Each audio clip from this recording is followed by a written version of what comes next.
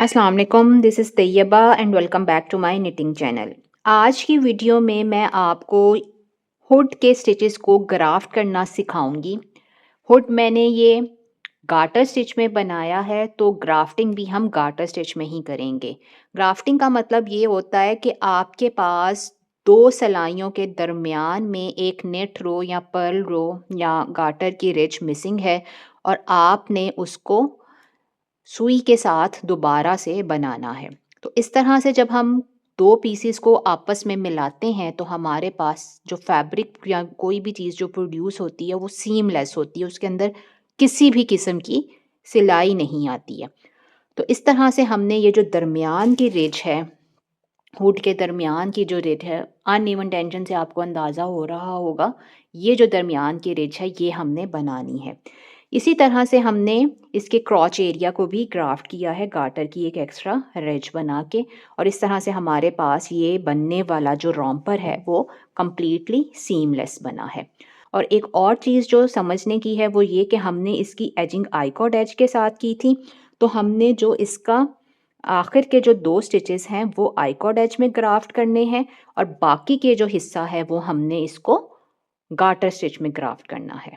तो है तो आसान अगर समझ आ जाती है तो, और मैं कोशिश करूँगी कि आपको आसान अल्फाज में ही सिखाऊँ। तो चलिए फिर हम इसको बनाना सीखते हैं।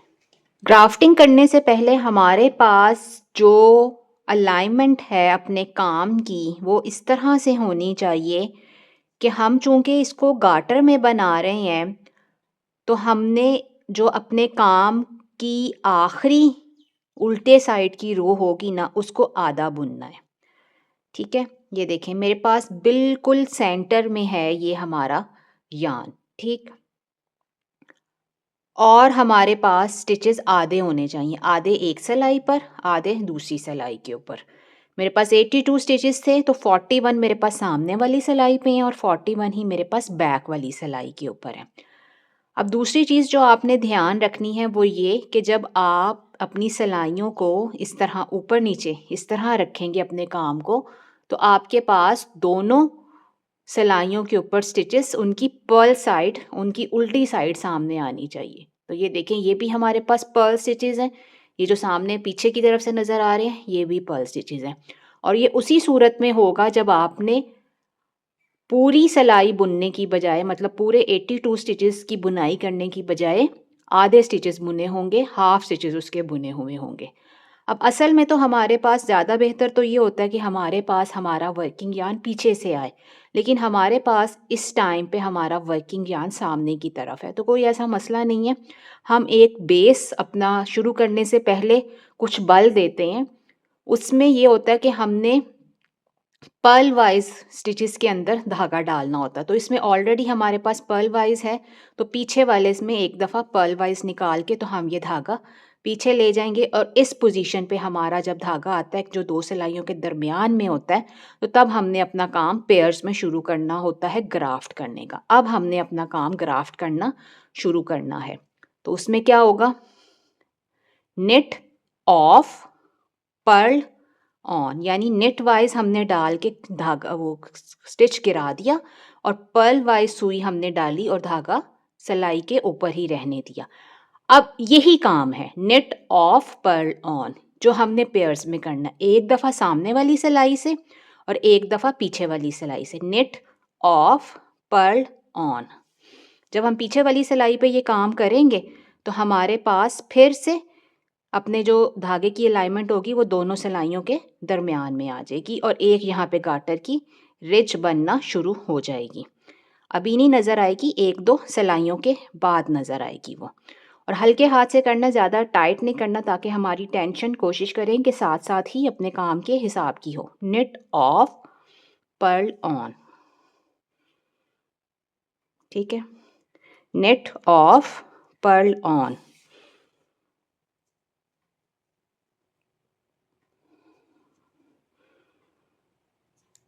Net of pearl on, net of pearl on, net of pearl on, net of pearl on.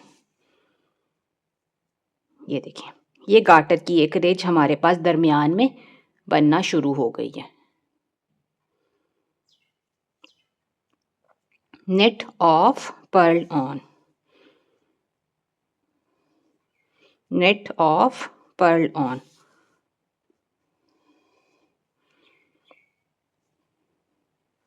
knit off, purl on, knit off, purl on, knit off, purl on,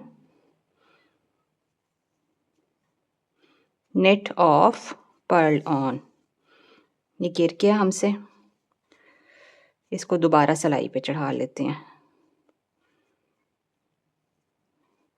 her stitch में से 2 दफ़ा धागा निकलेगा। knit off, purl on, knit off, purl on। ये stitch markers हमारे पास थे जहाँ पे हमने इंक्रीजेस की थी। अब हमारे पास ये बाकी के स्टिचेस हैं, इन सबको भी हमने इसी तरह से हमने ग्राफ्ट कर लेना है। ये हम आखिरी 3 स्टिचेस तक पहुंच गए हैं। अब आखिरी 2 जो स्टिचेस हैं वो हमारे पास आई कॉर्ड एजिंग के हैं, तो उसको हम थोड़ा डिफरेंट तरीके से करेंगे। ये आखिरी गार्टर स्टिच का है, तो ये knit off, purl on, ठीक है। ये भी knit off और ये purl on, सही हो गया। अब हमने इसको आई कॉर्ड एज की ग्राफ्ट करना है, तो वो हम कैसे करेंगे। एक हमारे पास स्लिप स्टिचेस हैं और एक हमारे पास नेट होंगे।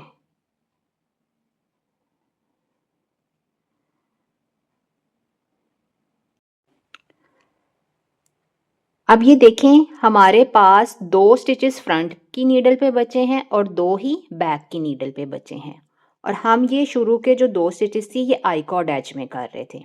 अब इन दोनों स्टिचेस को ग्राफ्ट करने का तरीका थोड़ा सा मुख्तलिफ होगा। हम क्या करेंगे, हमारे पास ड्रॉप हो चुके हैं गार्टर स्टिच वाले सारे स्टिचेस, तो हमारे पास सामने वाली नीडल पे वही सीक्वेंस रहेगा जिस सीक्वेंस के साथ हम काम कर रहे थे, यानी knit off, purl on। अब इससे पहले हम क्या कर रहे थे, पीछे भी इसी तरह से काम कर रहे थे, knit off, purl on, तो हमारे पास गार्टर बन रहा था। अब हमने यहाँ पे बनाना है स्टॉकिंग नेट, तो वो होगा purl off, knit on, ठीक है। और आखिरी स्टिच को हम कैसे आएंगे, knit off और ये वाला purl off। तो हमारे पास ये आई कॉर्ड एज ग्राफ्ट हो गया है। इसको अब हमने वीव इन करना है सिर्फ। जब आपने सिलाई से उतार लिया ना इसको, तो ये लूप एक यहाँ पे मिसिंग है, उस लूप को हमने अब बनाना है। ये यहाँ पे एक लूप मिसिंग है, तो इसको हमने इस लूप में से निकालना है। इस धागे को हमने इस लूप में से निकालना है, और मेरे पास बिल्कुल ही थोड़ा सा धागा बचा है, तो मैं इसको ऊपर से इधर नीचे लेके जाऊंगी। तो ये इस तरह से ये हमारी आई कॉर्ड कंप्लीट हो जाएगी। तो बाकी का आप इसको वीव इन कर लें। टेंशन आपने इसकी इवन करनी होगी ना जब, तो आप इसको इस तरह से इवन करेंगे।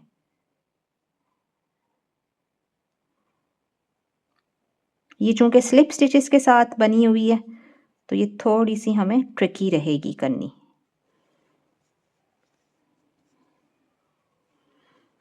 इसको ये हम ऐसे फोल्ड कर लेंगे,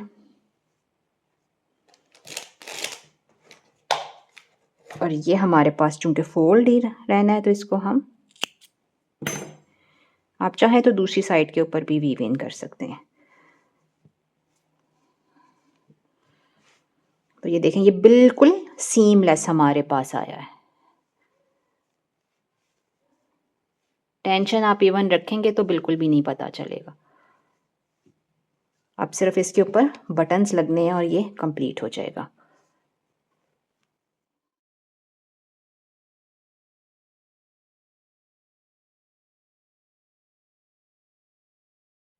ये हमारे पास अब इस रोम्पर की फाइनल लुक है। सारा ये कंप्लीट हो गया है। अब टोटली ऑप्शनल हैं बाकी चीज़ें आपके लिए। आप चाहें तो इसके अंदर बियर ईयर एड्स कर लें, कान बना लें, रैबिट बनी ईयर्स ऐड कर लें। आप चाहें तो यहाँ पे एक बड़ा सा पॉम पॉम ऐड कर लें। आप चाहें तो यहाँ पे 2 पॉम पॉम्स ऐड कर लें। बाकी जो भी चीज़ें हैं वो सारी डिज़ाइन एलिमेंट है। जो मेन कंस्ट्रक्शन थी, जो साइजिंग थी, जो कैलकुलेशन थी, वो हमने अब सीख ली है। तो मुझे उम्मीद है कि आप जितने डिटेल के साथ हमने इसके ऊपर काम किया है, आप इसको किसी भी साइज़ में, यूजुअली 2 साल तक का ही साइज़ बनाया जाता है रोम्पर्स में, तो आप उसको रीसाइज़ अकॉर्डिंगली कर सकते हैं क्योंकि चेस्ट साइज़ हमारे पास एनफ है। अगर आप इसको स्मार्ट फिट में बनाना चाहती हैं तो चेस्ट साइज़ हमारे पास एनफ है 18 मंथ्स तक के लिए, 2 ईयर्स तक के लिए। तो 2-4 स्टिचेस बढ़ा लेंगे, ज़्यादा हो जाएगा। 2-4 स्टिचेस रैग लाइन, 2-4 सिलाइयाँ रैग लाइन में बढ़ा लेंगे, आर्म होल की कटिंग बढ़ जाएगी, साइज़ अपग्रेड हो जाएगा। क्रॉच एरिया में आप यहाँ पे जब स्टिचेस बढ़ जाएंगे तो ज़ाहिर है हिप अलाउंस के ऊपर भी आपके पास ज़्यादा स्टिचेस होंगे, टांगों के ऊपर भी ज़्यादा स्टिचेस होंगे, तो वो आप 2-4 एक्स्ट्रा सिलाइयाँ करने से और 2-4 एक्स्ट्रा स्टिचेस अंडर आर्म पे कास्ट ऑन करने से आपका साइज़ एडजस्टेबल हो जाता है, वो कोई इशू नहीं है। तो मुझे उम्मीद है कि ये सारी एक्टिविटी आपके लिए फ़ायदेमंद साबित हुई होगी। कोई भी आपकी क्वेरीज हो तो आप उसको पूछ सकती हैं।